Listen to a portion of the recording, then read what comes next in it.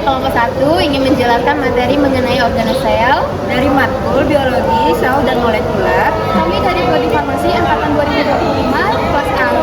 Perkenalkan, saya Repa Karisma, NPM 2522050002. Saya Felicia Putri Wibowo dari MPM 2522050003. Saya Niputu Pakinanti, NPM 2522050004. Nama saya Marisa Ramadhani, NPM 2522050005. Nama saya Singa Amsadivia, NPM 2522050006. Nama saya Vidya Mita Cindana Maharani, NPM 2522050007. Saya Niko Manggana Ibu Sumantri dengan NPM 2522050008. Saya Rizky Fiona dengan NPM 2522050009. Saya Sofia Zara dengan NPM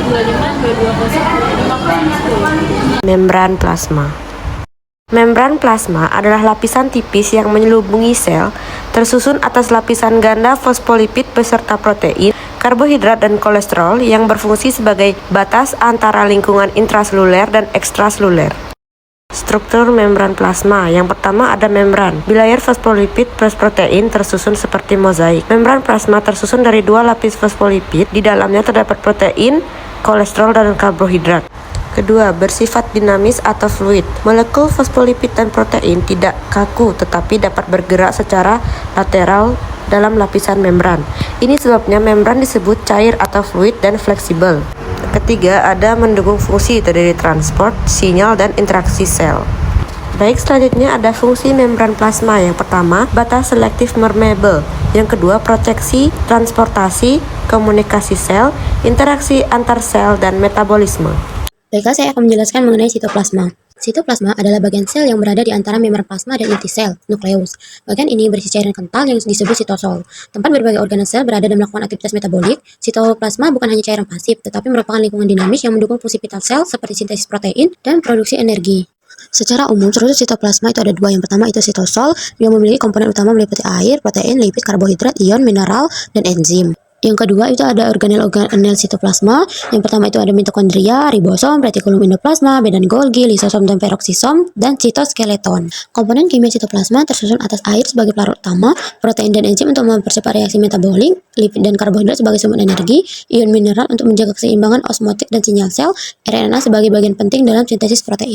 Fungsi utama sitoplasma itu ada 4. Yang pertama, menjadi tempat berlangsungnya sebagian besar reaksi metabolisme sel. Yang kedua, menyediakan lingkungan kimia stabil bagi organel. Yang ketiga, menyimpan zat penting seperti ion, enzim, dan nutrien.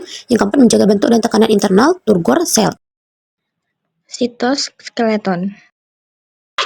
Skeleton adalah rangka atau kerangka tubuh. Kemudian, sitoskeleton adalah rangka internal sel eukariotik yang terdiri dari 3 komponen utama. Yang pertama mikrofilamen, kedua mikrotubulus, dan ketiga filamen intermediate. Kemudian ada struktur. Yang pertama mikrotubulus, terbesar dari protein tubulin. Yang kedua ada filamen intermediate, menengah dari protein seperti keratin. Yang ketiga ada mikrofilamen, tertipis dari protein aktin. Kemudian ada fungsi. Fungsinya sangat luas dalam menjaga bentuk, stabilitas, pergerakan, pembelahan, dan transport intraseluler. Yang pertama ada menjaga bentuk dan stabilitas sel, yang kedua pergerakan sel, yang ketiga pembelahan sel, yang keempat mengubah rangsangan mekanik menjadi sinyal, dan yang kelima mengatur distribusi organel, dan keenam transport intraseluler. Inti sel.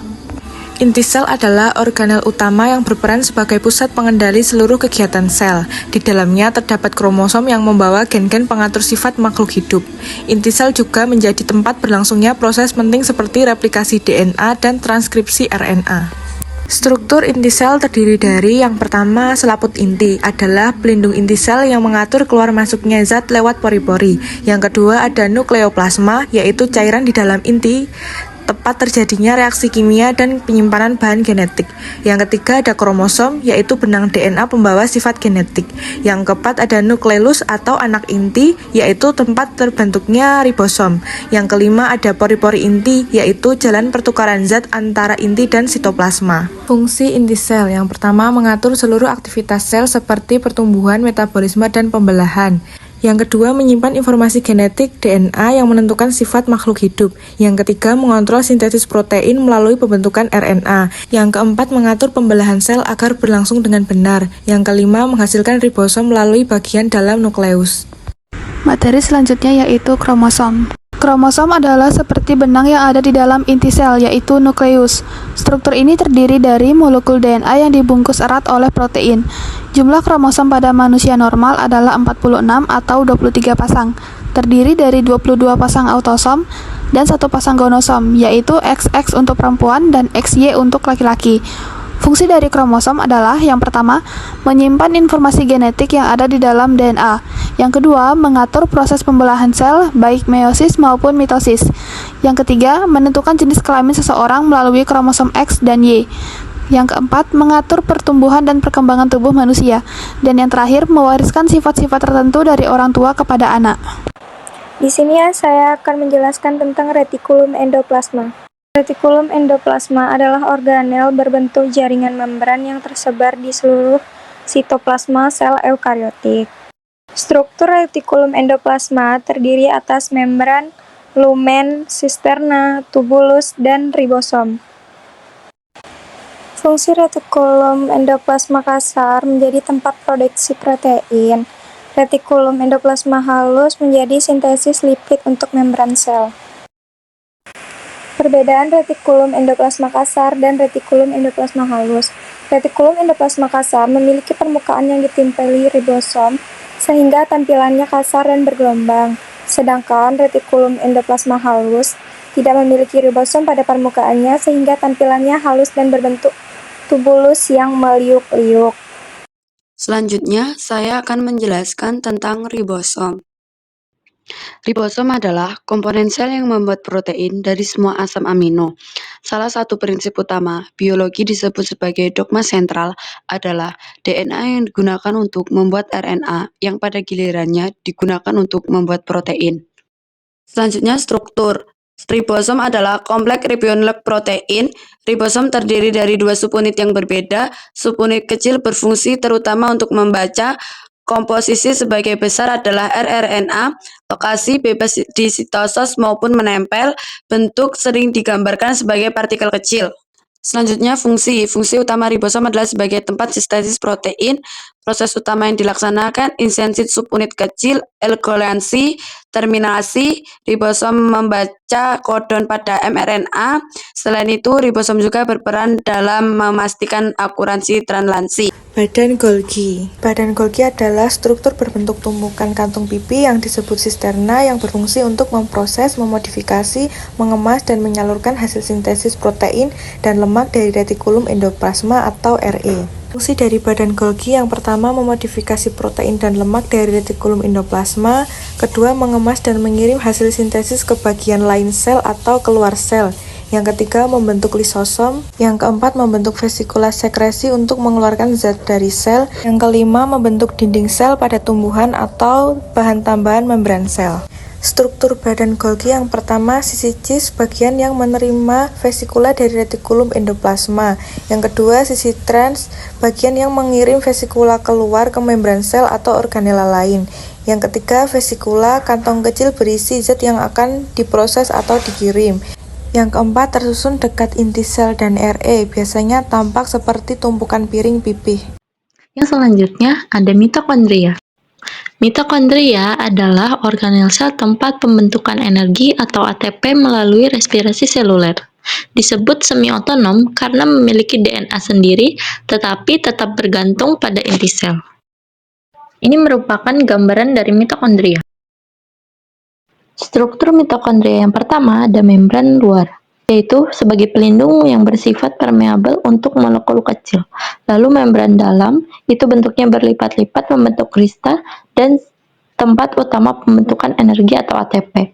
Lalu ada ruang antar membran, itu sebagai area reaksi dengan beberapa enzim. Lalu ada matriks yang berisi enzim, siklus Krebs, DNA, dan ribosom mitokondria. Fungsi dari mitokondria yaitu menghasilkan energi lewat respirasi seluler, lalu oksidasi asam lemak dan metabolisme karbohidrat, lalu juga untuk mengatur ion kalsium dan metabolisme asam amino, dan juga berperan dalam pembentukan komponen DNA dan RNA. Selanjutnya saya akan menjelaskan tentang lisosom.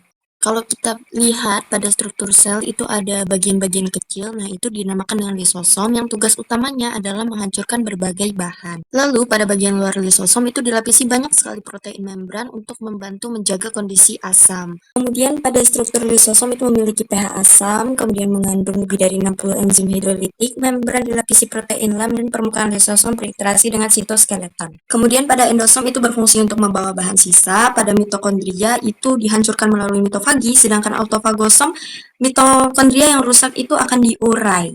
Kemudian pada saat membran plasma itu rusak, lisosom itu bisa mengirim enzim melalui eksositosis. Lalu pada RE, pergerakan lisosom itu dihentikan untuk koordinasi metabolisme. Lalu sitoskeleton adalah jalur lisosom untuk berpindah tempat. Fungsi lisosom yaitu menghancurkan organ yang rusak, membunuh patogen dalam sel, perbaikan membran plasma, mengatur adesi, berperan dalam kanker, kematian sel dan metabolisme, dan terlibat pada penyakit. Jadi, di sini saya akan menjelaskan tentang peroksisom.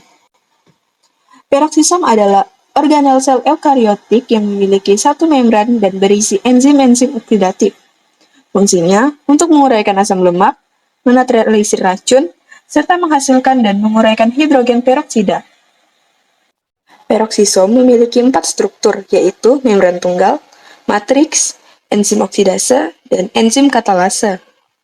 Peroksisom memiliki fungsi untuk mendetoksifikasi zat berbahaya, oksidasi asam lemak rantai panjang, menguraikan hidrogen peroksida menjadi air dan oksigen, serta sintesis lipid tertentu seperti plasmalogen. Perbedaan peroksisom dan lisosom. Peroksisom mengandung enzim oksidase dan katalase, sedangkan lisosom hanya mengandung enzim hidrolase, dan fungsi peroksisom untuk mengoksidasi dan mendetoksifikasi, sedangkan lisosom berfungsi dalam pencernaan intraseluler.